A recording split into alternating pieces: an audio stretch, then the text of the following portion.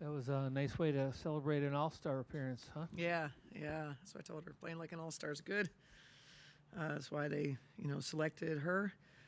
Um, I don't know why only Fee and Courtney are all-stars when you have best team in the league by a few games. There are teams that are below us in the standings by a lot that have 3 all-stars. Historically, teams at the top get minimum of 3, oftentimes 4. So really disappointing. Really, really happy for Courtney. The obvious one was Fee, but we are disappointed in the coaches voting with regard to their selections for all stars. It seemed like tonight was just like a gritty win, Yeah. for a team playing a rested squad on a fifth time in 8 night. I mean, just kind of doing what you had to do. That's right. But it looked kind of rough over the first 10 minutes. Yeah, I would agree with that. The quarters where you have 10 points, and the teams run it down your throat. I do think you certainly can make excuses. You could, say, hey, they were rested, we weren't, et cetera. But that's how the schedule goes. Everybody has those moments where, you're sometimes more rested than others, and you play a team that's not. If you're good enough, you win the game, and you find a way to win, and which is what I always appreciate about this group, that we're able to do that. Getting decent shots and not making them, can be frustrating, but buckling down and finding a way to get stops and be able to play off your defense was big, and getting 19 fast break points was big. Up until, fourth quarter, defending without fouling, we were terrific. 10 block shots. Loved our bench play with Diamond and Masha in particular. Masha getting on the floor for a loose ball, that's something she did her first day that she came to camp, and she was on the floor an average of once a day in training camp, and so that's not new for Masha. That's who she is, and I thought her rim protection was really helpful as we got Fee and Lan off the court, and her minutes obviously, not just making a couple shots, but rebounding it, altering things at the rim, and then of course Diamond. Diamond gave us a force, in transition, in the half court. Obviously made threes, 5 rebounds, assists. So really, really good bench play for us. It's kind of a habit. Like, again tonight, they score 18 points in the paint in the first quarter, and then just 18 the rest of the way. Yeah. And this is a team that likes to get down there. Yeah. Did you change anything, or was it just execution? I thought that it's for the second time now. I think we're showing up for the game, and maybe a little bit like we did earlier in the season. We show up for the game where we're just running up and down, and we're not competing at a high enough level. And the team that we're playing against is saying, hey, we'd love to beat Minnesota on their floor. They would like nothing more than to beat Minnesota on their court. And that's how they played. And they've been playing well, and they play hard, right? I mean, you think that's the norm, but it's not. Not everybody does. And they had their way with us. Our level of compete was not appropriate as we started the game. And so we waited until we got down 14. And then we decided to, okay, and you can't do that. And so we certainly need to be more mindful of that and be ready when the ball is tipped. Otherwise, you're in a hornet's nest, and that's a tough place to be. Coach, you mentioned the 19 fast break points, outscoring them 19-8 in that category. A lot of it with Diamond on the floor in the preseason. You talked with us about just Diamond's skills in transition is such a unique skill set that not a lot of players in the league have. How has she continued to grow in that transition area? And just, is this kind of the, not the ceiling, but just sort of exactly what you envisioned with it, going well in those minutes where she's, just that kind of spark plug off the bench? Yeah, I mean, it's what she does naturally. And, whether from her first training camp in 2023 to this training camp, her recognition of, I know I got to rebound first, but I can take off, and we're finding her. She's been opportunistic. She's kind of has a good tempo, stops and starts, and when she takes off, I mean, the force that she goes with is like something we don't have with any other player on the team. So she knows that about herself, and we all, cheer her on in that space because we know we desperately need that downhill aspect of the game.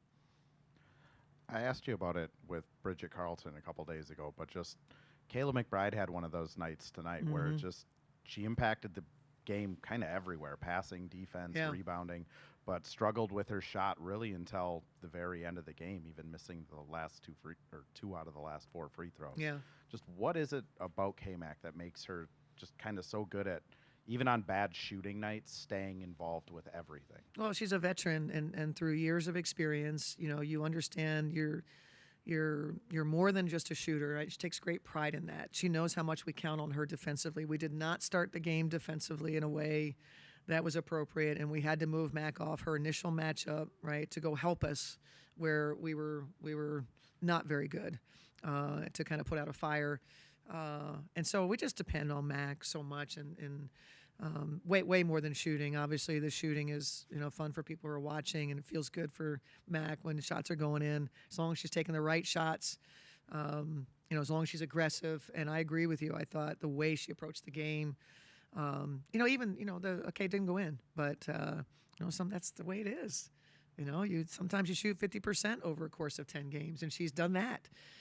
So that's just the life, and finding ways to win when your shooters or players that were shooting well, maybe have tough nights.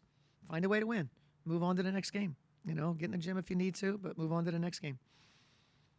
And this is really, another game where you have under 10 turnovers as a team. You kind of struggled with it on that road trip, and when you first got back to home, what changed in terms of the turnovers? Just execution, or? I'll say this again. We are top 3 in taking care of the basketball. I know when we do it like it's really bad. I get it, and it scars all of you to want to talk about the turnovers, but we are one of our best don't turn it over teams. When you have those awful nights, it sticks with you, and they get a little more focused, and this is who we expect to be, and try not to have those outlier nights where they get some of the totals they've gotten. Cheryl, are you deep enough into the season now to say with some certainty what the identity of this team is? Yeah. I mean, if you are you talking statistically, you're talking defense, offense. I just know that our goal is to have the best combination of offense and defense. That gives you your best chance to compete for a title. In the beginning of the season, defensively, we were a little slower starting, if you remember. And man, have we gotten to a great place. And we are the best defensive team in the league. Our identity, and I say this, I'm on the inside, so I'm really critical. I will tell you all the things that we don't do well.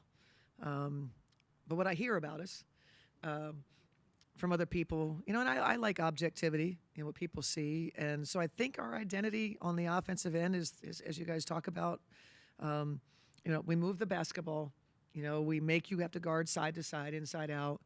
We share it, and we generally don't care who gets the credit. That's our identity. And I think for us, it cannot be lost on our success is because we are defending at a really high level. So you can get through the nights when you shoot 41% or even lower than that on a couple other nights that the number of times that got an opponent below 40% this year is really impressive. We did the same thing last year. It is the key ingredient to our success. Yeah, I know you're never satisfied, and champions never are, but you've been part of so many championship teams here and in Detroit, as well as an Olympic gold medal team. Does this look like a championship team to you? 1,000%. 1,000%. It's hard to do. I can tell you that we've got it. I can't guarantee you that we're going to win a championship, but I can as you mentioned, having been around a lot of high quality teams, we have the special things that those teams have, and we have talent. I think that's the one thing you're not going to do anything without talent, and we definitely have the talent, and we have a growing bench. Those are keys. Coach, you talked about Diamond's transition. Just talk about her defense. She had a couple of blocks today. What does she bring defensively from an energy standpoint as well to help you guys out? Yeah, I mean, Diamond has learned so much defensively. And her one-on-one, I think that's where she's most comfortable. And the places that she's growing is just being locked in, not getting distracted by something that just happened on offense. I think those things where her teammates are really helping her lock into the game plan, how she approaches shoot around, right? So the growth there, since 2023 is really, really impressive. And that's what keeps you on the floor when you're a bench player. Like if you're coming in and making every shot, maybe you can buy yourself a little more time if you aren't playing D. But the combination of offense, defense is what keeps you on the floor. And that's why Diamond's minutes are growing.